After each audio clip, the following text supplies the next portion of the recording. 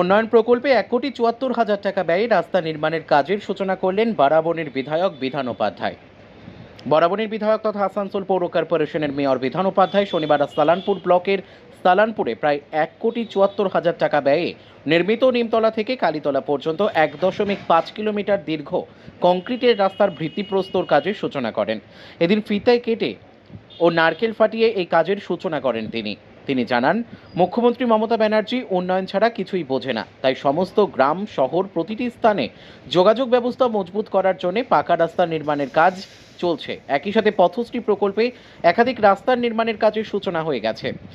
এটি রাস্তা উদ্বোধনের পূর্বে তিনি মাইথন সাবস্টেশন পাওয়ার গ্রিড শাখা এনটিপিসি অফিসে কর্মকর্তাদের সাথে এলাকার উন্নয়নের বিষয়ে উচ্চ পর্যায়ের বৈঠক করেন।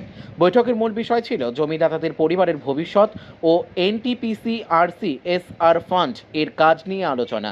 এদিন বিধায়ক প্রস্তাব করেন যে এনটিপিসি এলাকার আশেপাশের গ্রামগুলিকে যাতে সিএসআর ফান্ডের আওতায় কিছু সুবিধা দেওয়া যায় সেই ব্যবস্থা করতে হবে। তাছাড়া তাদের কাছে জানান যে 60 বছরের বেশি বয়সী ভূমিদাতা কর্মচারীদের পরিবারের একজন সদস্যকে পাওয়ার গ্রিডে চাকরি দেওয়া হোক। আশ্বস্ত করে পাওয়ার গ্রিডের কর্মকর্তারা বিধায়কের প্রস্তাবে সম্মত হন।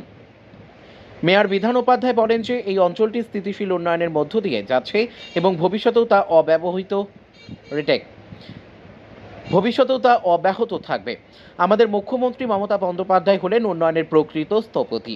তিনি জনকল্যাণ ও অগ্রগতি ছাড়া আর কিছুই চিন্তা করেন না। এই অনুষ্ঠানে জেলা পরিষদের কর্মাধ্যক্ষ মোহাম্মদ আরমান, সালানপুর পঞ্চায়েত সমিতির সভাপতি কৈলাসপতি মণ্ডল, সহসভাপতি বিদ্যুৎ মিশ্র, সালানপুর ব্লক তৃণমূল কংগ্রেসের সহসভাপতি ভোলা সিং, দেবু চ্যাটার্জি, জেলা পরিষদের সদস্য বেবি মণ্ডল, সালানপুর পঞ্চায়েতের উপপ্রধান সোমনাথ চ্যাটার্জি সহ আরও অনেক গণ্যমান্য ব্যক্তি উপস্থিত ছিলেন। আসানসোল থেকে কাজল মিত্রের রিপোর্ট, বিগ নিউজ বাংলা। আমরা গেছিলাম, আমার কাছে কিছুদিন থেকে কমপ্লেন আসছিল পাওয়ার গ্রিড থেকে কমপ্লেন আসছিল। ওখানকে যারা জমি যারা দিয়েছে, যেখানে পাওয়ার গ্রিডটা হয়েছিল, সেখানে জমির মালিক যারা আছে তাদের বদলিতে চাকরি নিচ্ছে না। মানে 60 বছর হয়ে গেছে, হয়তো বাবা বৃদ্ধ হয়ে গেছে, মা বৃদ্ধ হয়ে গেছে, তাদের চাকরিটা হচ্ছে না। তো সেটার জন্য আমি ঢুকেছিলাম পাওয়ার গ্রিড। সেখানে আমরা অলরেডি ওখানে বলে এলাম যে যারা জমি দিয়েছে তাদেরকে রাখতে হবে বদলি। সেটা ওনারা মেনে নিয়েছেন এবং ওটা ভোলা সিংকে দায়িত্ব দেওয়া হয়।